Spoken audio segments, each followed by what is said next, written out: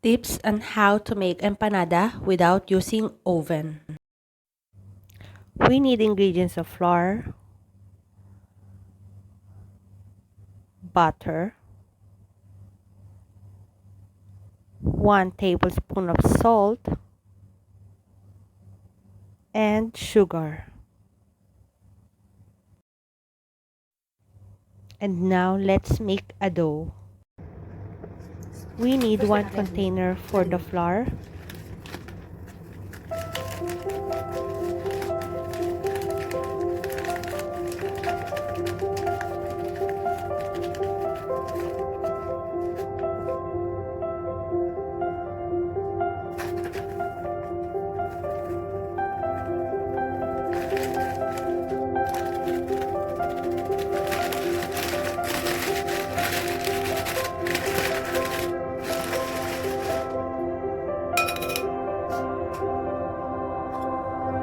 we need to put salt,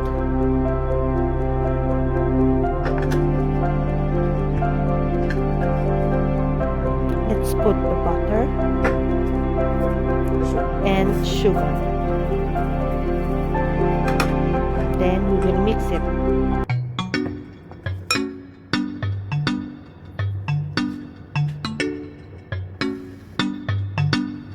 Let's add water.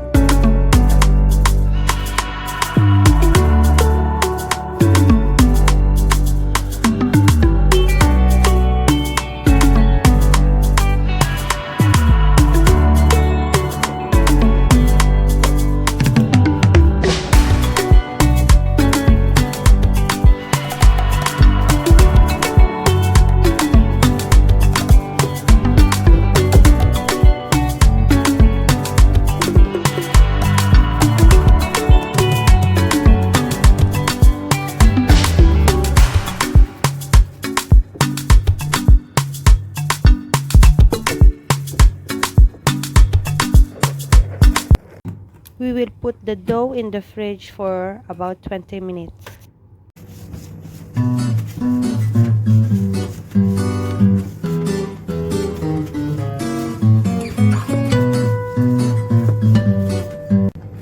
Let's cut the dough in 1 uniform size.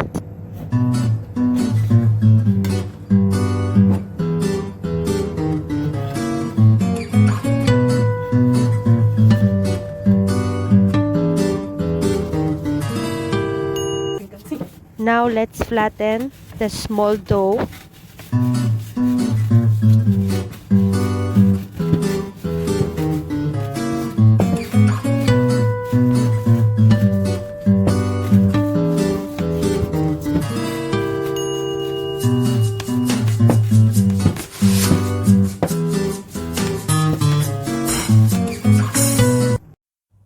Let's fry our chicken filling. Let's saute the onion and chicken. Put our carrots.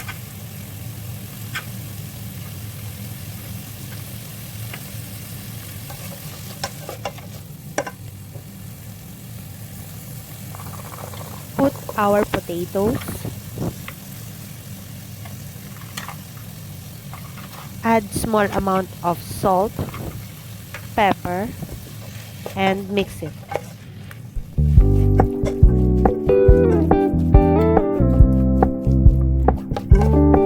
We're gonna keep it low key, keep it softly spoken, with no strings tying you to me. I'm happy in your company with no emotion. ocean, 'cause my love deserves to be free. I never wanna look at a house in the garden. I never wanna lock you down. Let's do the folding.